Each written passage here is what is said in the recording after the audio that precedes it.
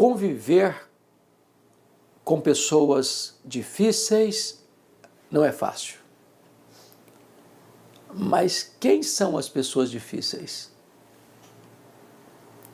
A pessoa mais difícil com quem convivemos é a pessoa que vemos diante do espelho.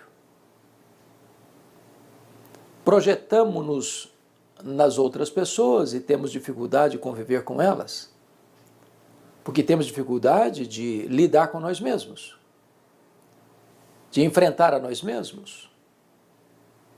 Temos dificuldade de lidar com o nosso temperamento, com a nossa personalidade. Temos dificuldade de conversar com nós mesmos, de ter um solilóquio, uma conversa no espelho. É por isso que as relações são tão trincadas, quebradiças, cheias de sensibilidade. Nós vivemos num mundo de mais de 8 bilhões de habitantes e estamos estressados uns com os outros. E esse estresse começa dentro de casa, marido e mulher, pais e filhos, filhos de pais, irmãos. Esse estresse avança um pouco mais para a escola, para o campo de trabalho. Esse estresse também acontece lá na igreja.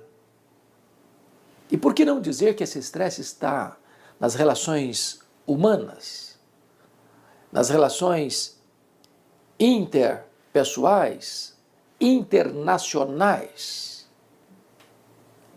Vivemos um tempo de guerra, onde o homem é o lobo do próprio homem. Nação contra nação, reino contra reino. Pessoas declarando guerra contra aquele que é o seu irmão, feito também à imagem e semelhança de Deus. Os orçamentos mais robustos das nações é para construir armas de destruição, porque nos tornamos inimigos uns dos outros, rivais uns dos outros. Não estamos cooperando, estamos competindo. E é por isso que a Bíblia diz que a comunicação harmoniosa, azeitada, feliz, é a base da própria existência, porque a morte e a vida estão no poder da língua. Você pode dar vida ou pode matar pessoas, dependendo da maneira como você se relaciona com elas.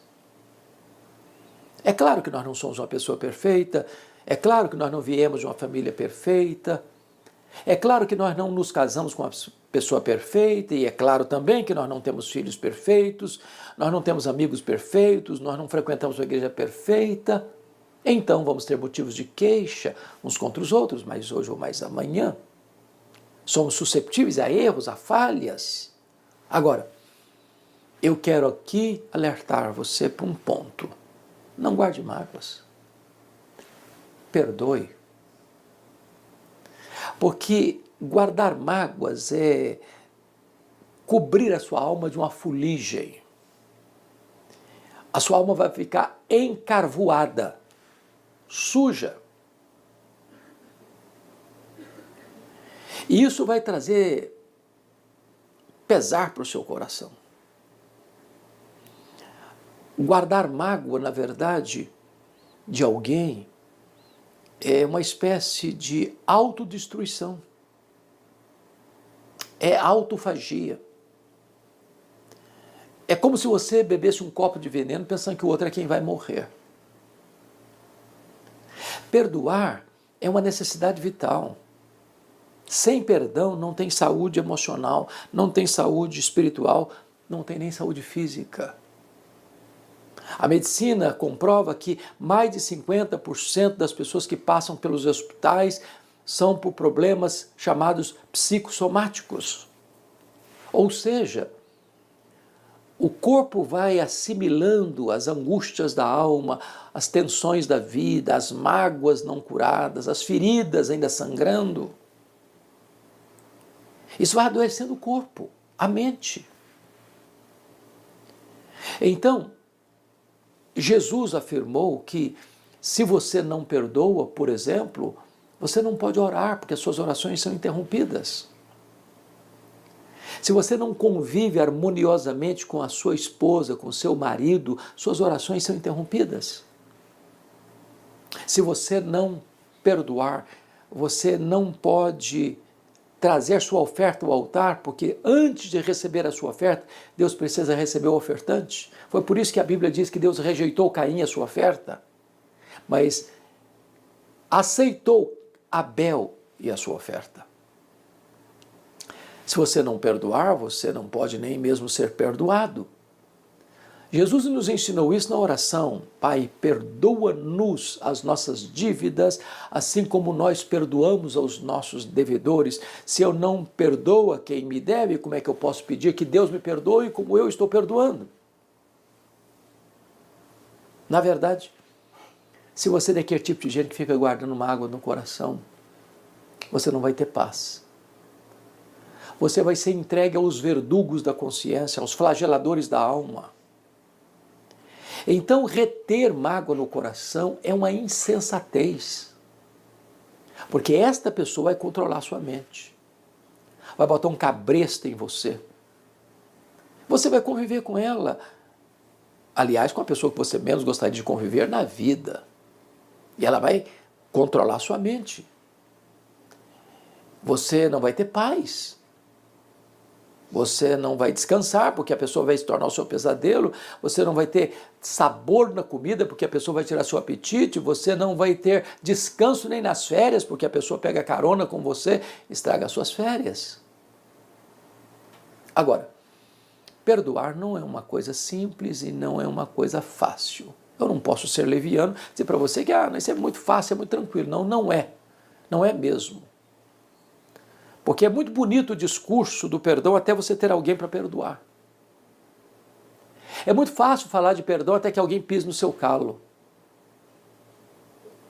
É muito bonito você fazer um discurso e até um sermão sobre perdão até que alguém machuque você e fira você. Então, você só consegue perdoar por causa da graça de Deus. A não ser que o Espírito Santo de Deus produza em você esta atitude, você será um poço de mágoa, um mar de ranço, uma pessoa amarga. Porque ninguém passa pela vida sem enfrentar tensões relacionais. Mas hoje ou mais amanhã, alguém vai decepcionar você e você vai decepcionar outras pessoas. É por isso que a sensatez recomenda o perdão. E a Escritura, a palavra de Deus, exige o perdão. Porque não há cristianismo sem perdão, porque toda pessoa que vai entrar no céu é uma pessoa que foi perdoada. E toda pessoa que é perdoada precisa perdoar. Que quem não perdoa não é perdoado. Então no céu não é possível você entrar com a sua bagagem de mágoa. Não, eu vou para o céu, mas eu estou com raiva, eu estou com ódio, eu estou com sede de vingança. Eu não perdoo fulano, não perdoo Beltrano, não perdoo ciclano. O perdão é necessidade. Agora, por mais pesado que seja o ambiente, ou por mais profunda que seja a dor, por mais perigosa que seja a ferida, por mais prejuízo que você tenha sofrido, por mais humilhado que você tenha sido, por mais injustiça que a pessoa perpetrou contra você, a Bíblia ainda recomenda perdoar. Sabe por quê? Porque a Bíblia nos diz que nós devemos perdoar assim como Deus em Cristo nos perdoou. E se você perguntar quanto Deus nos perdoou, qual é o tamanho da dívida que nós temos com Deus? E a resposta é, a nossa dívida é impagável. Impagável, porque pecado é dívida. A não ser que você seja perdoado, você não pode entrar no céu. E a Bíblia diz que Deus perdoou os nossos pecados completamente, cabalmente. E Deus não apenas perdoou os nossos pecados, Deus afastou de nós os nossos pecados, como se afasta o Oriente do Ocidente. Deus desfez o nosso pecado com uma névoa. Deus lançou os nossos pecados para trás das suas costas. Deus lançou os nossos pecados nas profundezas do mar. E como diz Corrie ten Boom, ainda bota uma placa ali, é proibido pescar aqui. A Bíblia diz que o sangue de Jesus nos purifica de todo o pecado e diz mais, se confessarmos os nossos pecados, Deus é fiel e justo para nos perdoar os pecados e nos purificar de toda injustiça. O perdão de Deus é pleno, é completo, é cabal.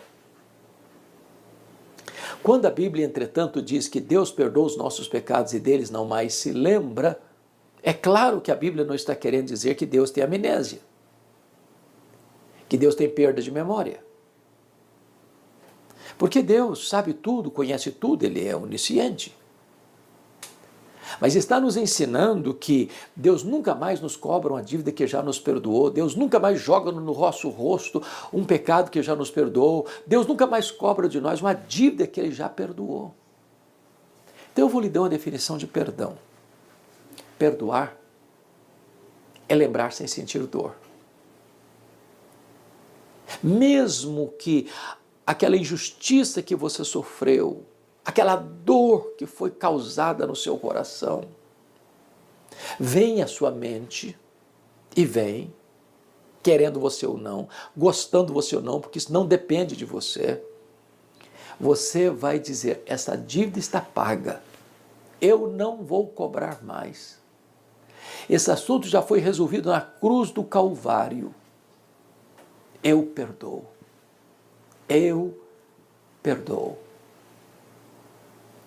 Mesmo que você se lembre, você não sente mais a dor, porque você tem consciência, por causa da cruz do Calvário, do sangue vertido, você está perdoando, zerando esta conta. Não guarde mágoa. Perdoe. Mas talvez ainda você queira pensar um pouco mais sobre o tamanho dessa dívida que foi perdoada.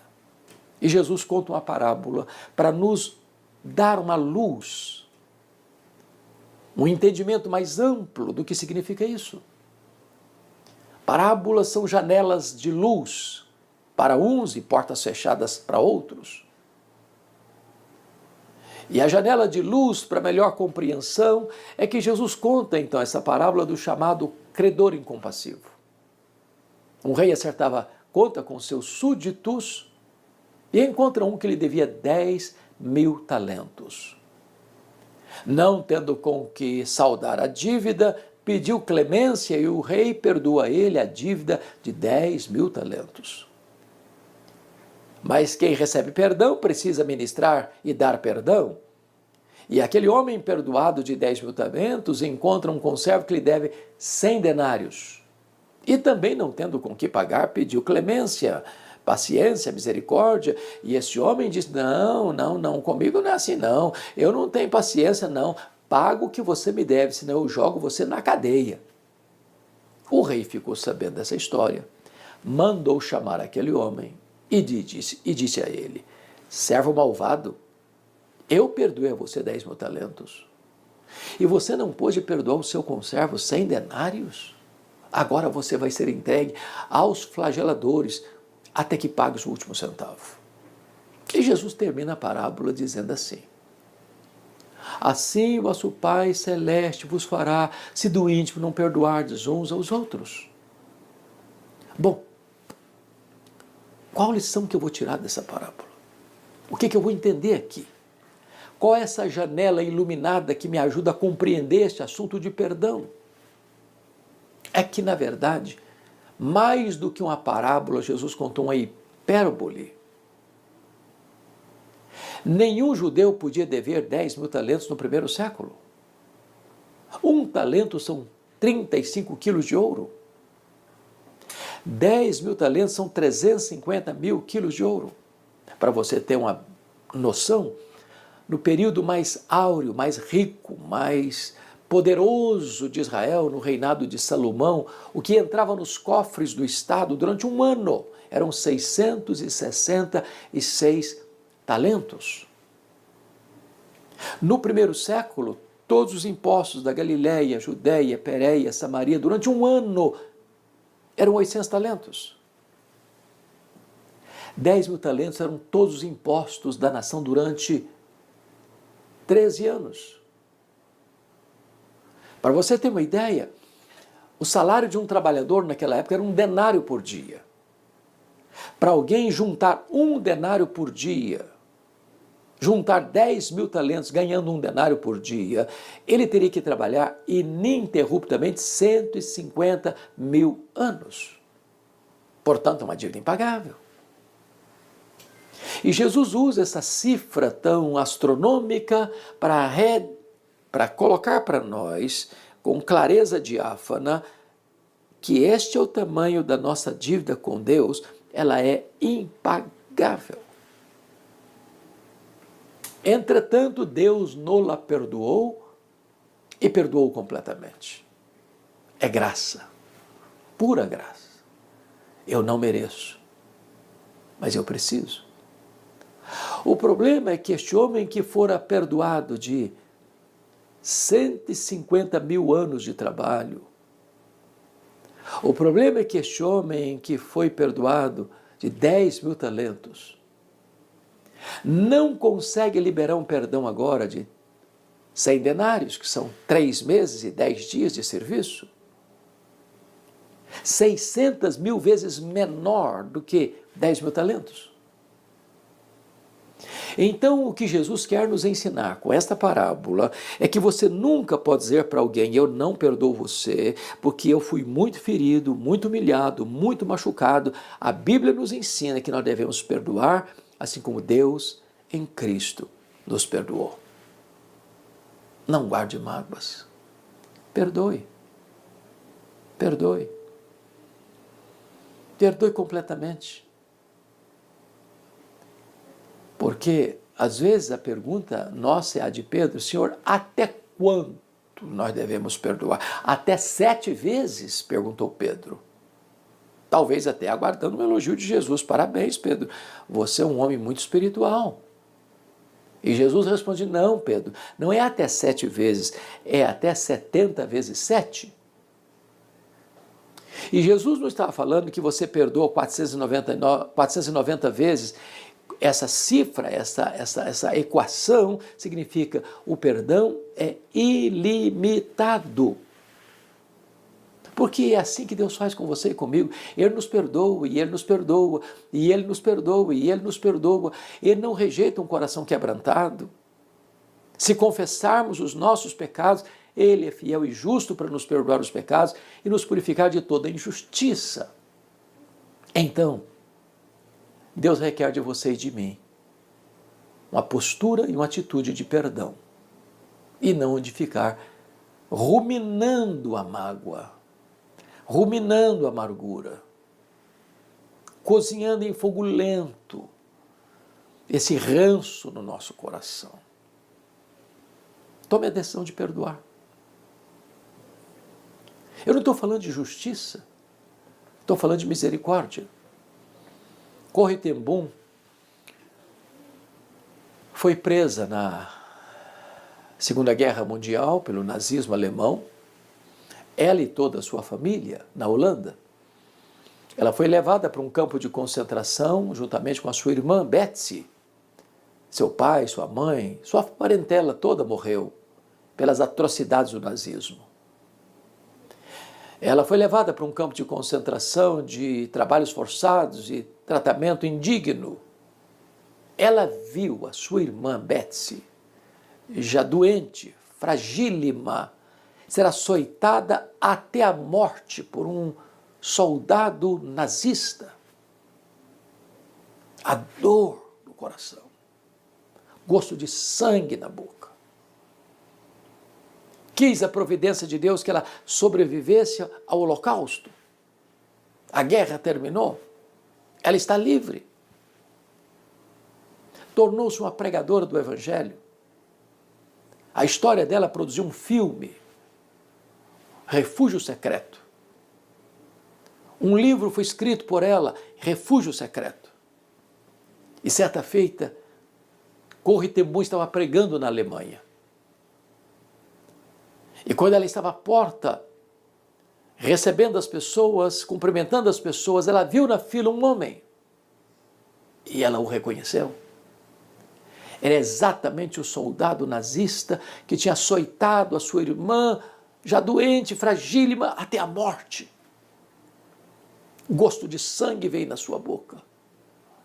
E aquele homem foi se aproximando e estendeu a mão para ela.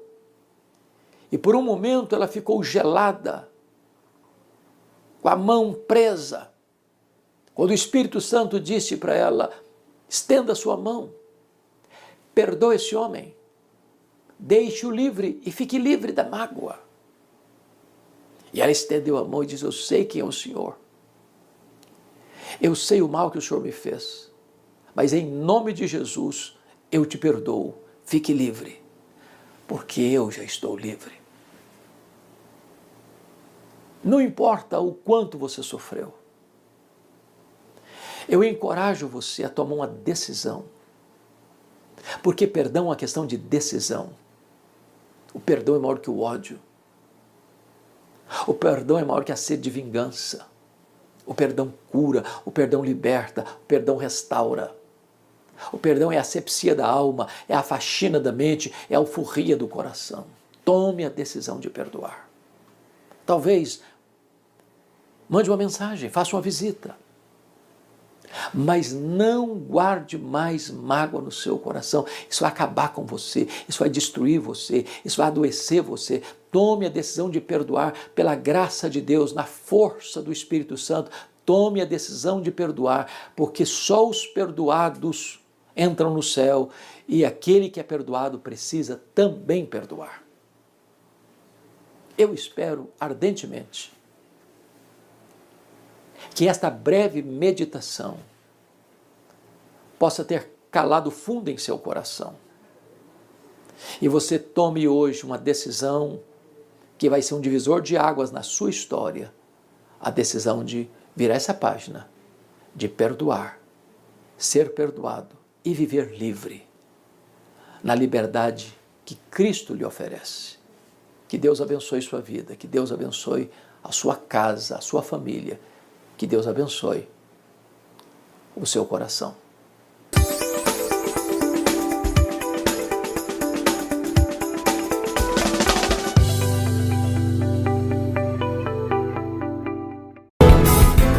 Palavra da Verdade, com Hernandes Dias Lopes. Deus criou 3 instituições fundamentais: a família, a igreja e o Estado. E a família é a base das outras 2. Você não tem igreja saudável sem famílias saudáveis. Você não tem uma nação forte sem famílias fortes. Eu quero partilhar com vocês hoje um texto também muito conhecido, que é o texto de João, capítulo 2. Peço que você abra sua Bíblia comigo nesta passagem e mantenha a sua Bíblia aberta no texto para análise e exposição. João, capítulo 2, versos de 1 a 11. Assim está escrito: 3 dias depois houve um casamento em Caná da Galileia, achando-se ali a mãe de Jesus. Jesus também foi convidado com os seus discípulos para o casamento. Tendo acabado o vinho, a mãe de Jesus lhe disse: eles não têm mais vinho. Mas Jesus lhe disse: mulher, que tenho eu contigo? Ainda não é chegada a minha hora. Então ela falou aos serventes: fazei tudo o que ele vos disser. Estavam ali 6 talhas de pedra que os judeus usavam para a purificação.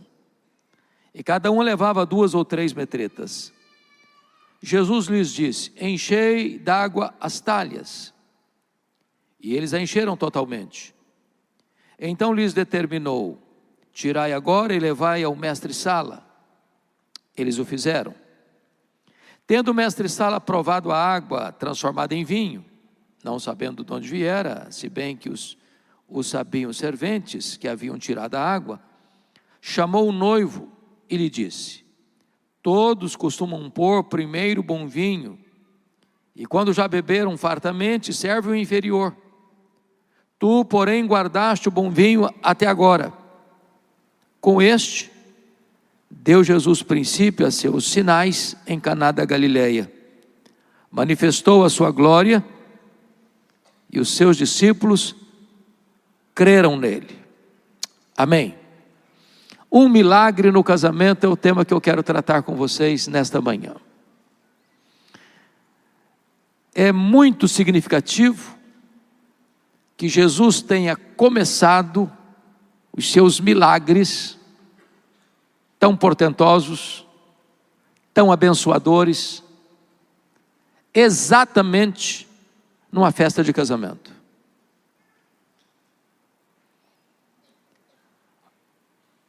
A família é o palco das nossas maiores alegrias e das nossas dores mais profundas. É na família que nós celebramos o casamento, e é na família que nós choramos a dor do luto. Hoje, o mesmo Jesus está aqui,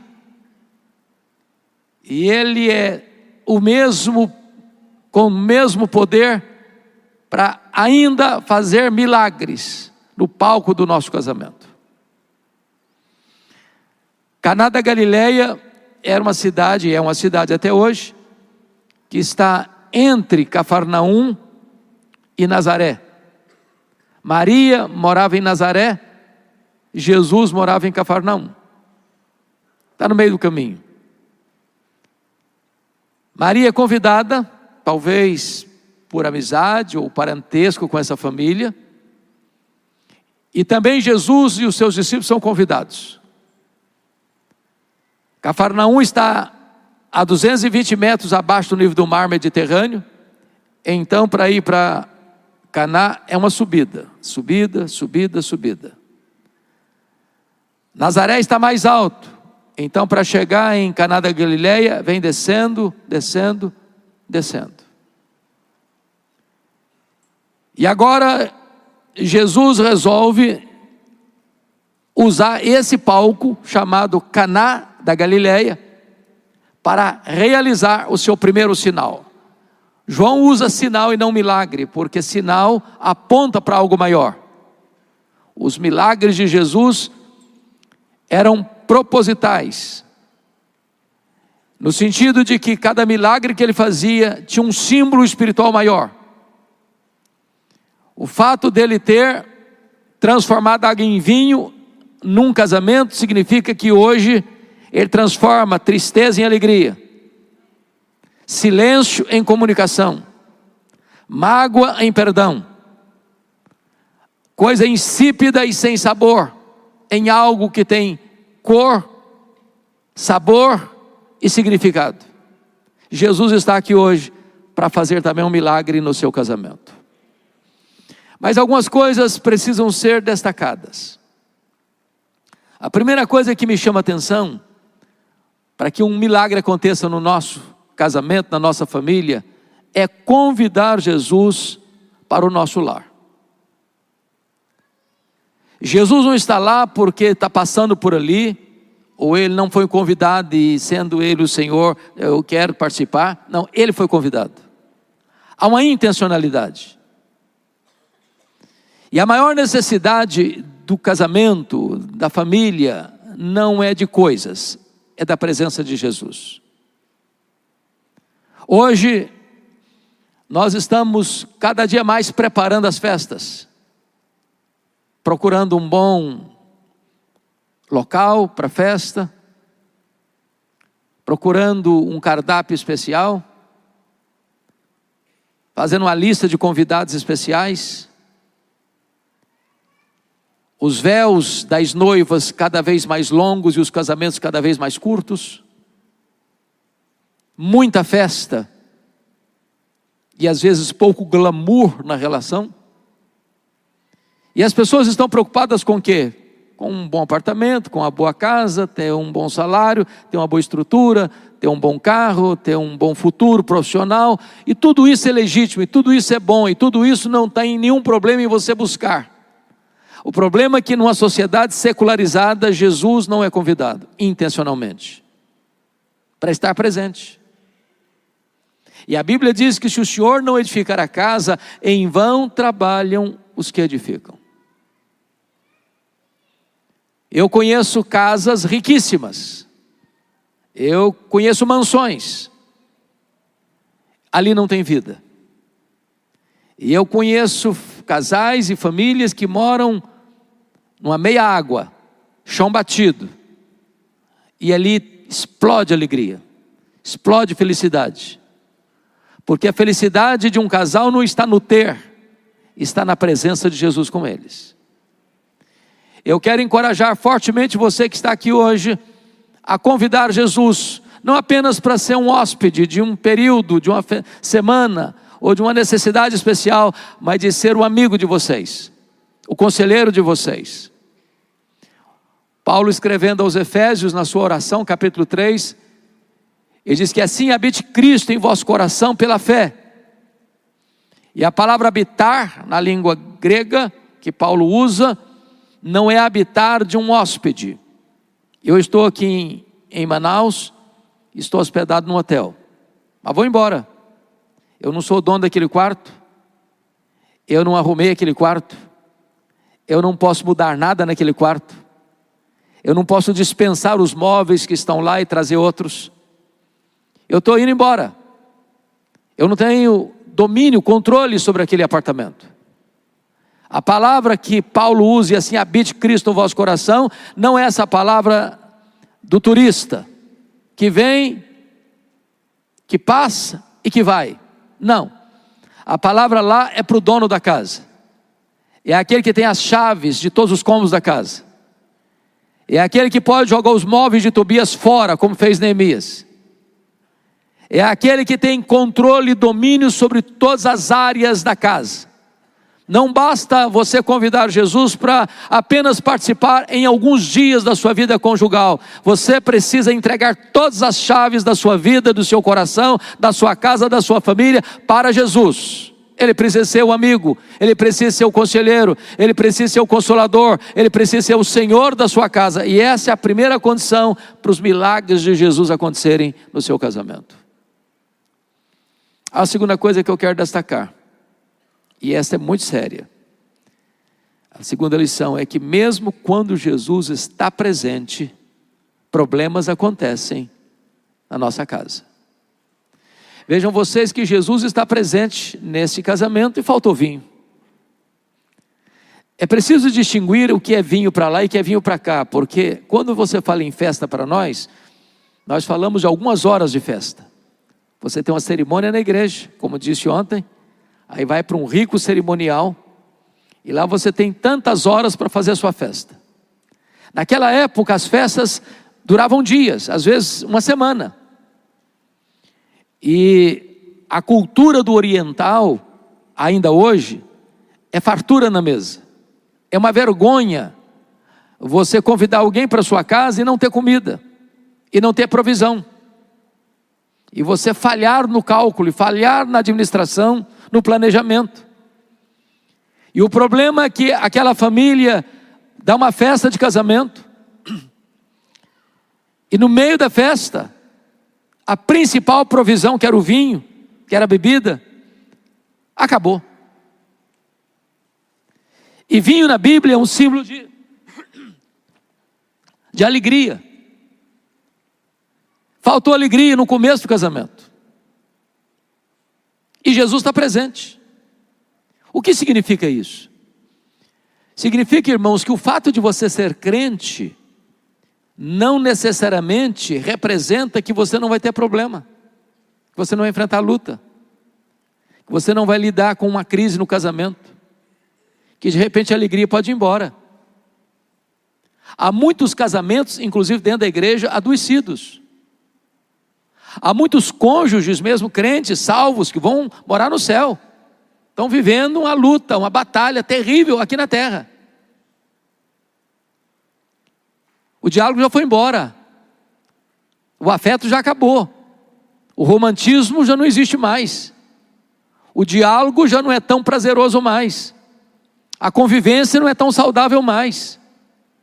Casais que estão se tolerando, casais que estão aí se arrastando, casais que estão adoecidos, casais que perderam a alegria, o encanto da vida conjugal, casais que estão aí há meses sem ter intimidade. O vinho da alegria acabou. E eu quero dizer para você que é possível que mesmo você sendo um casal crente, vocês sendo um casal crente, vocês estejam lidando com algum tipo de falta nessa relação, nessa festa, nessa convivência, mesmo quando Jesus está presente. Então, se você está passando por alguma dificuldade, não pense que você é uma exceção da humanidade. Problemas iguais ao seu estão se repetindo por aí. Não é o ideal. Houve uma falha de planejamento. Houve uma frustração, porque a festa está para entrar em colapso.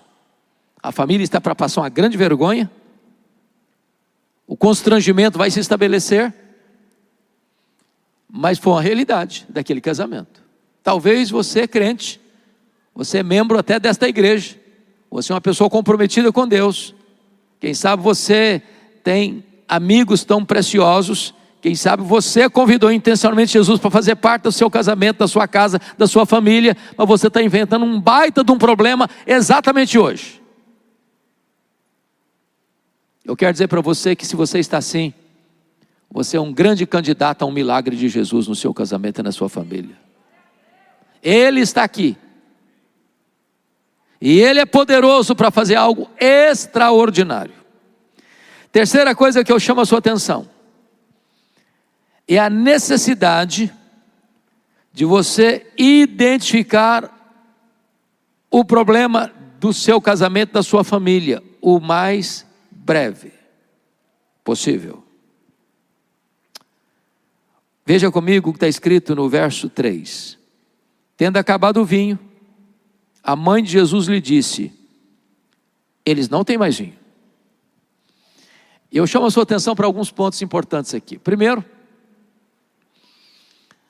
é que quem descobre que não tem mais vinho, não é o noivo. Naquela época a cultura é que o noivo bancava a festa. Hoje o pai da noiva é que sofre as consequências, né? Naquela época era o noivo. É por isso que quando o maître foi lá perceber que tinha um vinho de qualidade melhor, ele chamou o noivo, porque o noivo era o cara que pagava a conta. Hoje está difícil o cara casar, todo mundo pagando a conta, menos ele. Já imaginou naquela época? O noivo pagava a conta. Mas não foi o noivo que descobriu que estava faltando vinho. Não foram os garçons, os serventes que descobriram que estava faltando vinho. Não foi o maître da festa que descobriu que estava faltando vinho. Quem descobriu isso foi uma mulher, foi Maria. E eu não sei se vocês concordam comigo nesse quesito, mas parece-me que Deus deu à mulher um sexto sentido, uma percepção mais aguçada. Chega o casal num ambiente, o marido não pescou nada, a mulher não precisou ninguém falar nada, ela já entendeu o clima, já percebeu que alguma coisa não está bem. Deus deu à mulher esta capacidade. E aqui está um ponto vital, meus irmãos, para a saúde do casamento e da família. Os problemas precisam ser diagnosticados o mais cedo possível, para que o tratamento seja menos doloroso. Identificado o problema, não jogue esse problema debaixo do tapete. Não sublime o problema. Não faça de conta que você não está vendo. Eu fico olhando a história do Davi, por exemplo, do rei Davi. Os problemas começaram a explodir na sua casa. Parecia que não enxergava nada. Tinha um sobrinho dele chamado Jonadab, que estava lá dentro da casa do seu filho, sendo um mau conselheiro, sendo um instrumento do maligno na vida do seu filho Aminon, e o Aminon está emagrecendo, todo mundo está vendo que o Aminon está emagrecendo, Davi não vê nada.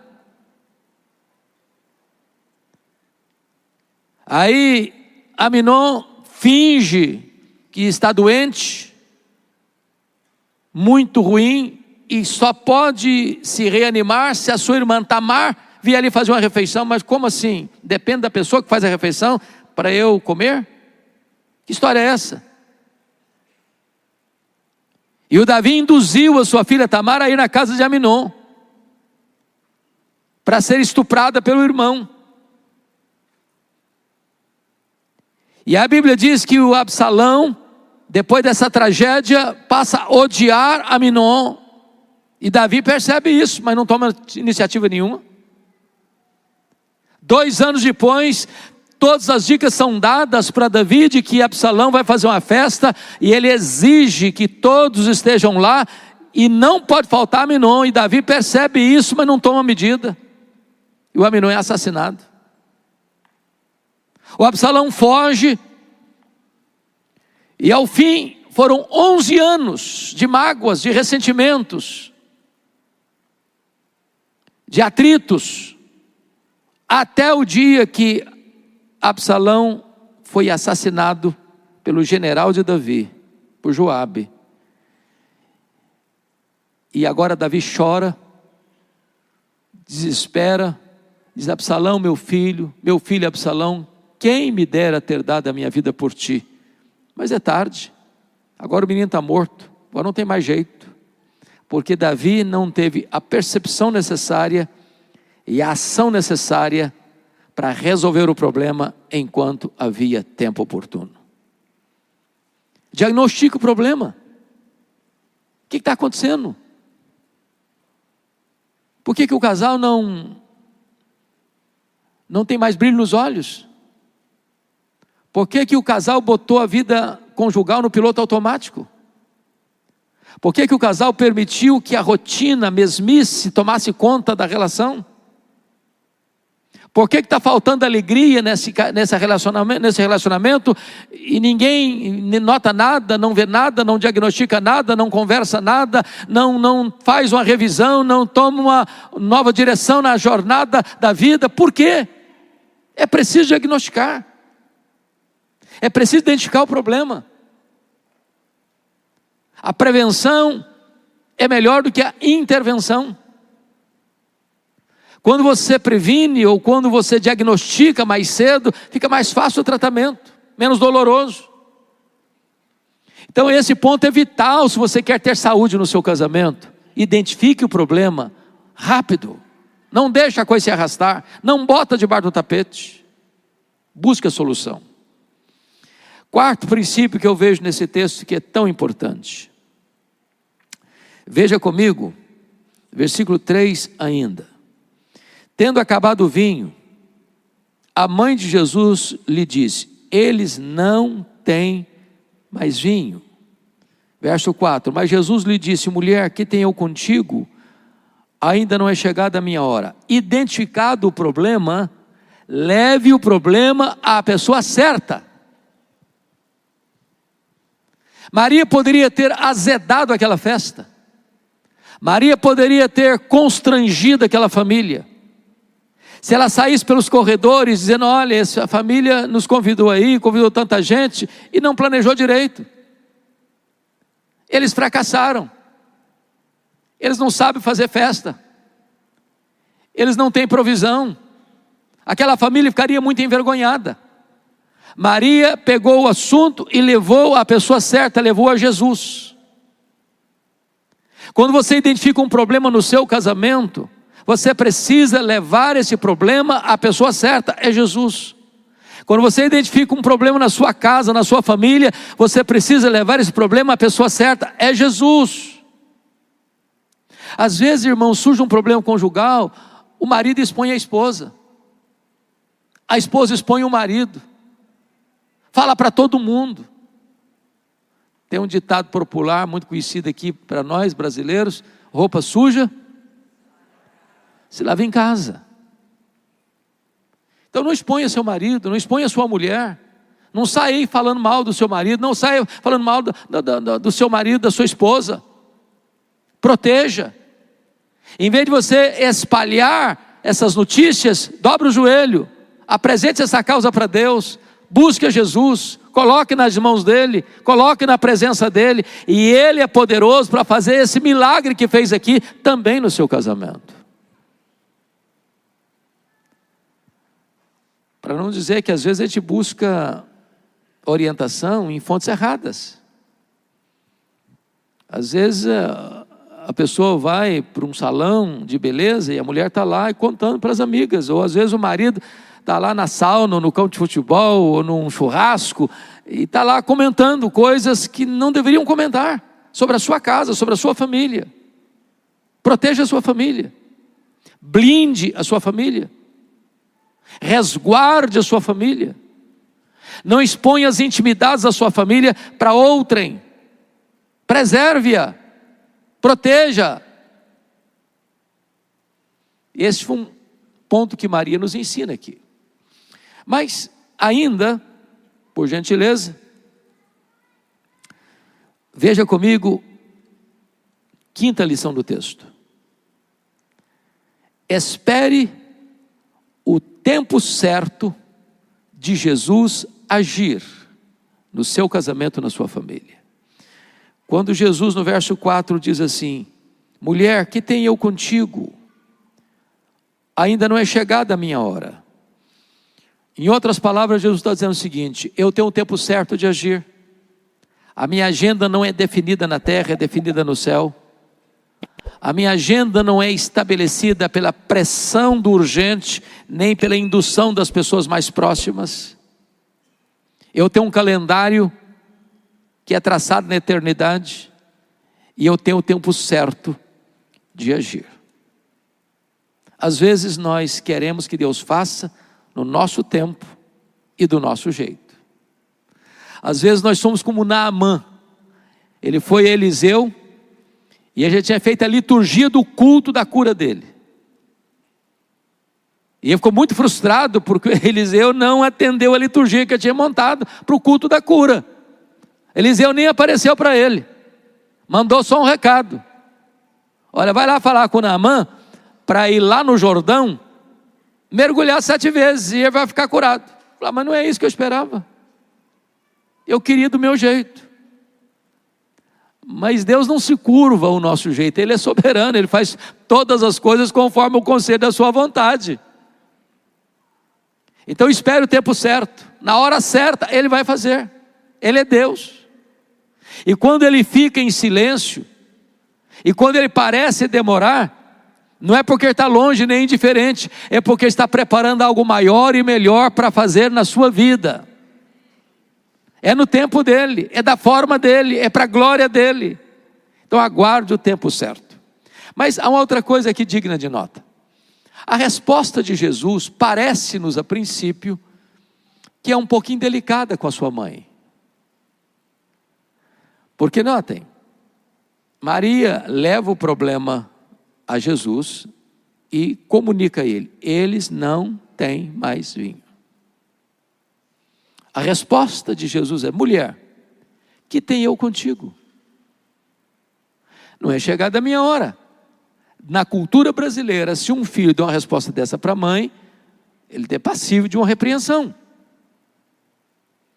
Mas esta palavra mulher não era uma palavra que diminuía Maria ou não respeitava Maria. Essa palavra é a mesma palavra que nós usamos hoje para senhora. Foi a mesma palavra que Jesus usou para sua mãe lá na cruz. Filho, dirigindo-se a João, eis aí a tua mãe. Mulher, eis aí o teu filho. Não era uma palavra desrespeitosa. O que Jesus quis dizer para Maria e dizer para nós é que Ele age no tempo kairos e não no tempo cronos. Ele age no tempo próprio, estabelecido na eternidade, conforme o conselho da sua sabedoria, e não conforme a nossa pressão e a nossa pressa. Então acalma o seu coração. Acalma o seu coração. Ele é soberano. Ele é Deus. Ele enxerga na curva. Ele enxerga no escuro. Se ele ainda não respondeu a sua oração, se a coisa ainda não aconteceu, é porque ele está trabalhando, mesmo que a providência seja carrancuda, mas por trás tem uma face sorridente. Descanse no cuidado dele. Agora, outra coisa importante no texto. Olha a resposta de Maria para os serventes. Versículo 5. Então ela falou aos serventes: fazei tudo o que ele vos disser. 2 pontos. Maria nunca tinha visto um milagre operado por Jesus. Porque está escrito, no versículo 11, com este deu Jesus princípio a seus sinais. Então queremos entender que até esse tempo Jesus não tinha feito nenhum milagre.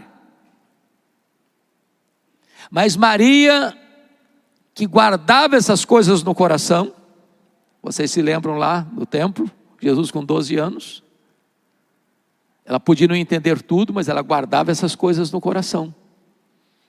O anjo Gabriel tinha dito para ela, lá em Nazaré, que ela conceberia por obra do Espírito Santo, e que o filho que ela estaria gerando era o Filho do Altíssimo, era o próprio Deus, era o Verbo encarnado. E Jesus já estava agora com mais de 30 anos, porque começou o ministério com 30. Ela nunca tinha visto um milagre, mas ela tinha consciência de uma coisa: ele tinha poder para fazer o que os outros não conseguiam fazer. Segunda coisa digna de nota no texto, é que esta palavra de Maria, fazei tudo o que ele vos disser, é a última palavra de Maria registrada na Bíblia.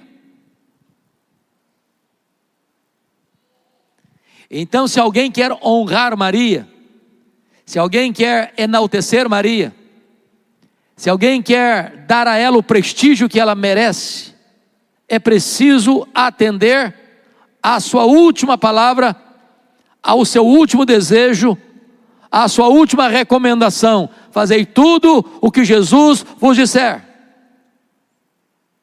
Que ponto extraordinário, que lição magnífica nós aprendemos com Maria nesse texto.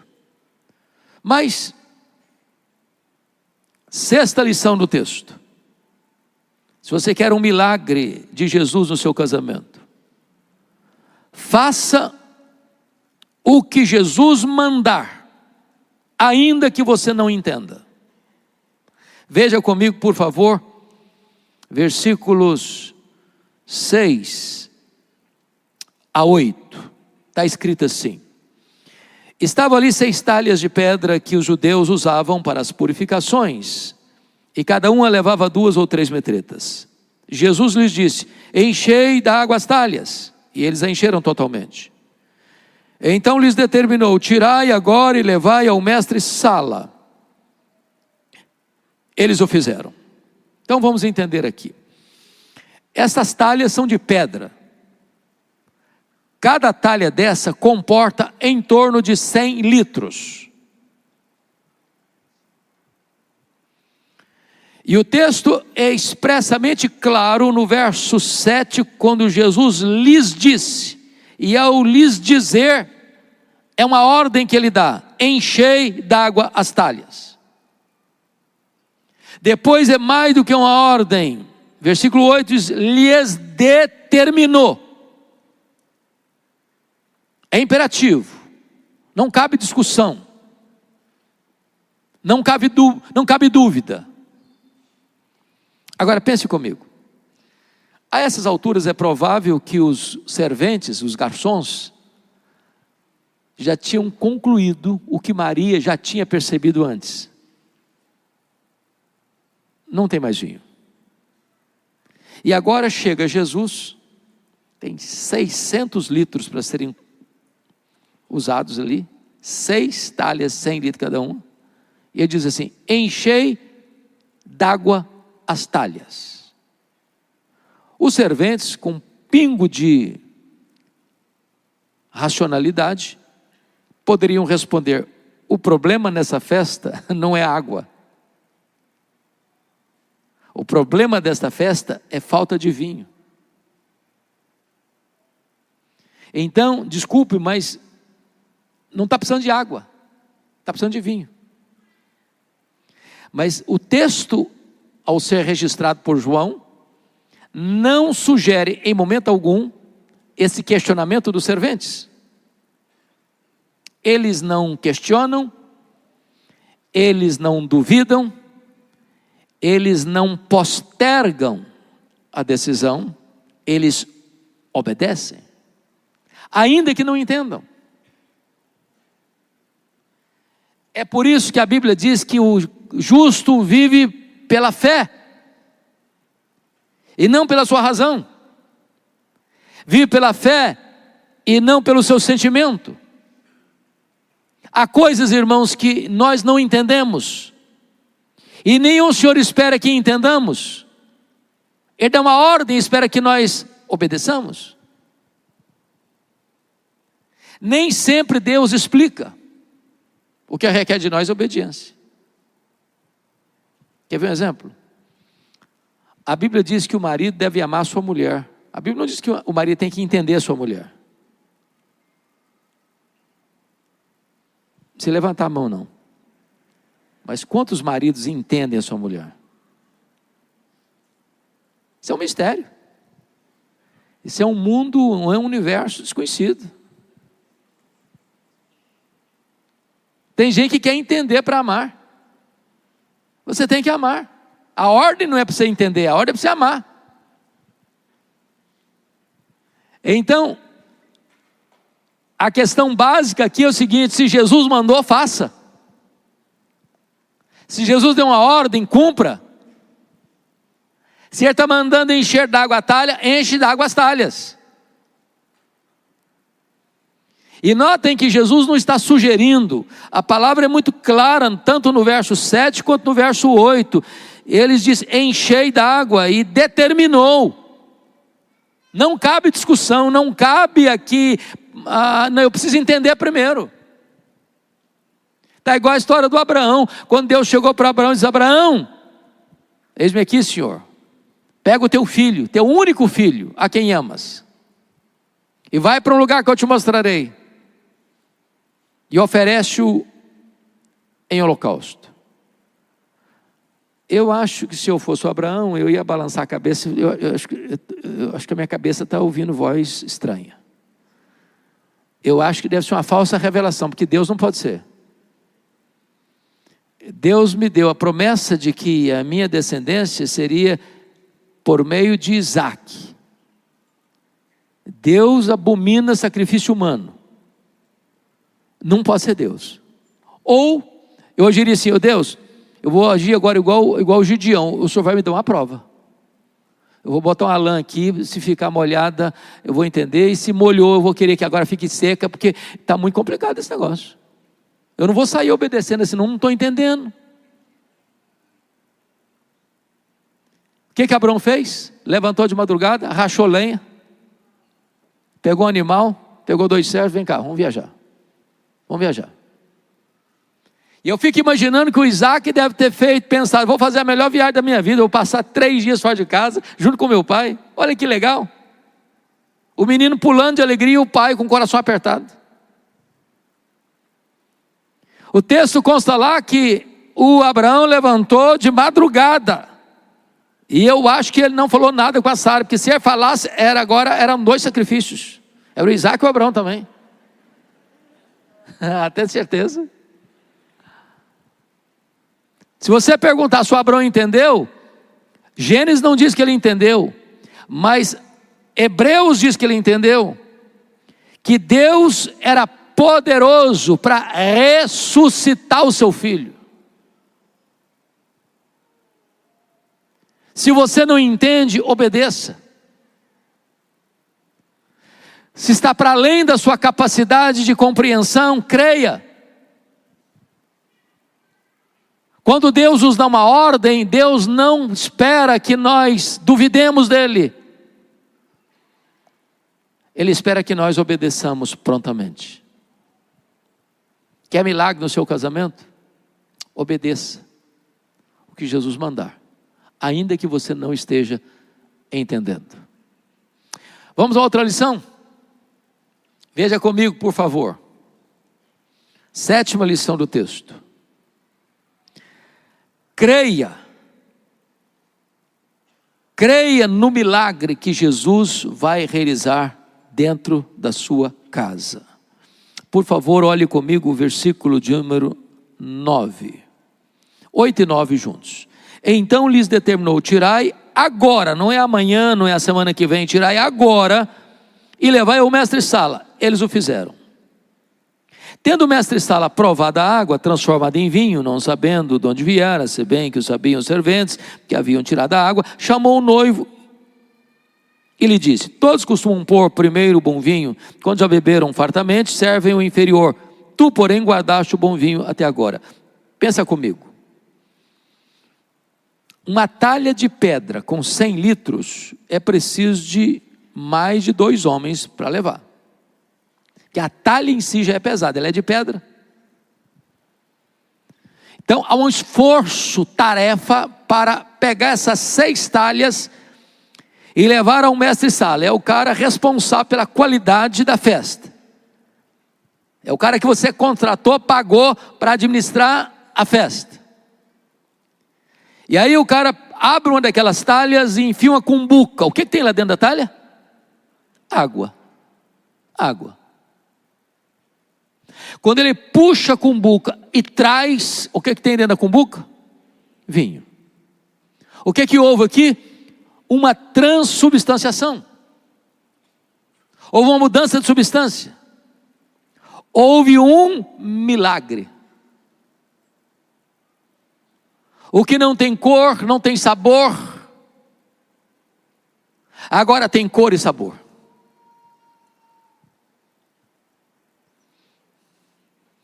Eu quero dizer para você hoje, em nome de Jesus, que se você entrou aqui e o seu casamento já tinha perdido a cor e o sabor, hoje Jesus pode fazer um milagre no seu casamento.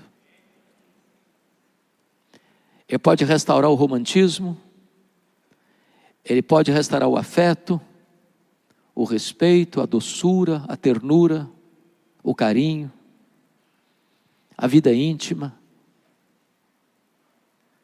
Se você fizer o que ele manda, algo extraordinário pode acontecer na sua vida, no seu casamento, nesta manhã, em nome de Jesus.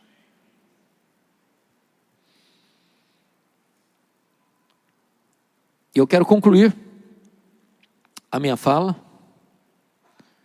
dizendo, em 8º lugar, que quando Jesus faz um milagre no nosso casamento, o melhor sempre vem depois. Preste atenção na fala do mestre-sala com o noivo. Versículo 9, parte B e 10. Então ele chamou o noivo e lhe disse: todos costumam pôr primeiro o bom vinho, e quando já beberam fartamente, serve o inferior. Tu, porém, guardaste o bom vinho até agora. Algumas coisas interessantes.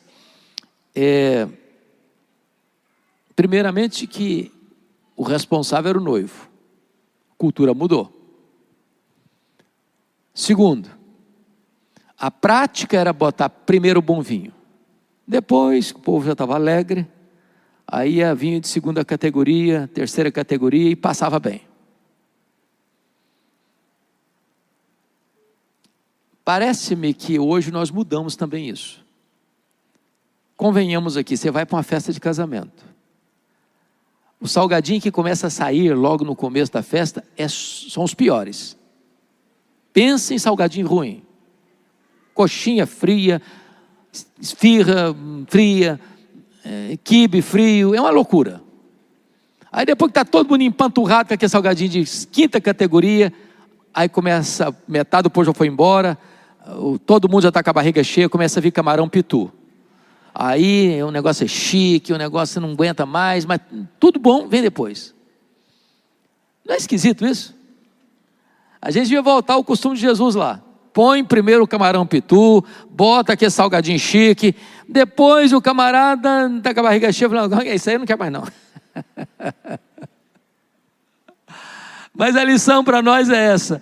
Quando Jesus faz um milagre, que as pessoas pensam, não, casamento é lua de mel, depois de 7 anos, aí pronto, aí entra na rotina, aí agora é criar filho, levar filho para a escola, ir para o trabalho, melhorar, fazer o pé de meia, e aí cada um corre para lá, cada um corre para cá, o homem trabalha aqui, a mulher trabalha do outro lado, eles só se veem em final de semana, e às vezes não dá nem tempo para ter vida íntima, é aquela confusão.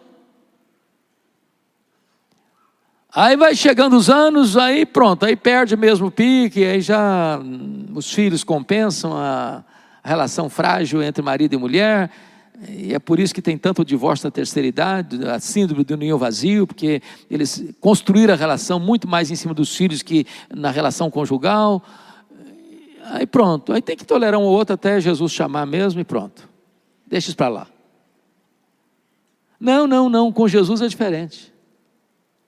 Com Jesus é diferente. O melhor sempre vem depois. Você envelhece junto, vocês se tornam mais amigos. Tem casal que até que parece um com o outro, parece que são irmãos, de tão afinados que estão. Você não perdeu a beleza, você não perdeu o encanto, você não perdeu o romantismo, você não perdeu o carinho, você não perdeu o afeto, você não perdeu a beleza da relação. E eu quero encorajar você em nome de Jesus a retomar no casamento o melhor daquilo que vocês já viveram até hoje, com medidas mínimas do que Deus pode fazer daqui para frente. Jesus trouxe você nesta manhã aqui para revitalizar o seu casamento.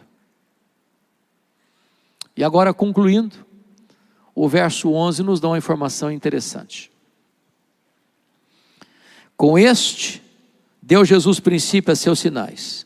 Em Caná da Galileia, manifestou a sua glória, e os seus discípulos creram nele. Quando Jesus dá início aos seus milagres, numa festa de casamento, tem 2 coisas. Primeiro, Jesus está aprovando casamento.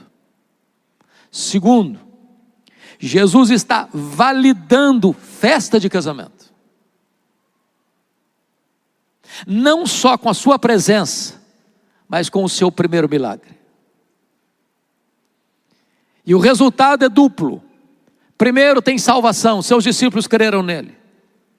Creram em que palco, em que ambiente? Numa festa de casamento.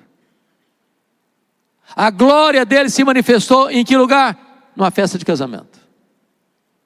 Meus irmãos, uma família, um casamento visitado por Jesus, restaurado por Jesus, é um palco iluminado de evangelismo. Não tem nada que impacta mais uma cidade, não tem nada que impacta mais a sociedade do que olhar para um casal que se ama, de olhar para uma família que experimentou e experimenta o cuidado, a presença e os milagres de Jesus. A minha oração é que nesta manhã, a nossa casa seja o lugar da presença de Jesus, e a nossa casa seja o lugar do milagre de Jesus, e a nossa casa seja o palco da salvação de Jesus, e a nossa casa seja o palco da Shekinah de Deus descendo sobre a nossa família. Que Deus nos ajude, que Deus nos abençoe. Amém.